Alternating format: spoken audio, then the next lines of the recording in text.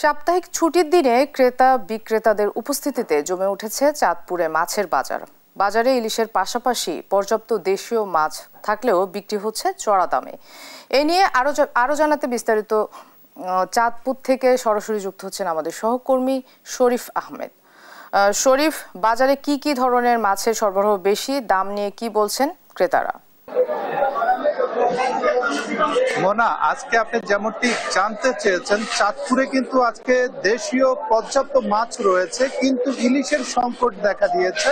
আজকে কিন্তু চাঁদপুর মাছঘাটে ইলিশ নেই বললেই চলে। এখন কিন্তু দাম হচ্ছে আকাশ ছোঁয়া। 1 কেজি সাইজের ইলিশ যেটি গতকালকেও বিক্রি হচ্ছে 2400 থেকে 2500 টাকা, সেটি এখন 3000 টাকায় বিক্রি হচ্ছে। এর পাশাপাশি বাজারে কিন্তু পর্যাপ্ত দেশীয় প্রজাতির মাছ রয়েছে।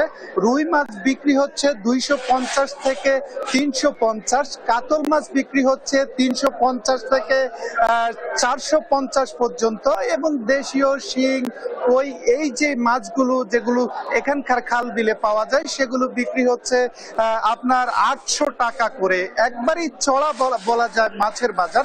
আর আজকে কিন্তু চাঁদপুর যে দেশের বৃহৎ একটি মৎস্য অবতরণ কেন্দ্র চাঁদপুর মাছঘাট, এই চাঁদপুর মাছঘাটে ইলিশের ব্যাপক সংকট দেখা দিয়েছে। এখানে ইলিশের সরবরাহ নাই বললেই চলে, এখানে ঘাট শূন্য দেখা যায়। আজকে আমরা বিগত দিনে দেখেছি সকাল থেকে জেলেরা ফিশিং বোর্ড এবং ট্রলার যোগে ঘাটে মাছ নিয়ে আসতো। আজকে সেই চিত্রটি দেখা যাচ্ছে না। তবে প্রচুর ক্রেতা কিন্তু এখানে এসেছেন দেশের বিভিন্ন প্রান্ত থেকে। আমি তাদের সাথে কথা বলেছি, তারা বলছেন যে এখন বর্ষা এসেছে, ইলিশের মৌসুমেও তারা ইলিশ পাচ্ছেন না, এবং যেটি পাচ্ছেন সেটি চড়া দামে বিক্রি হচ্ছে।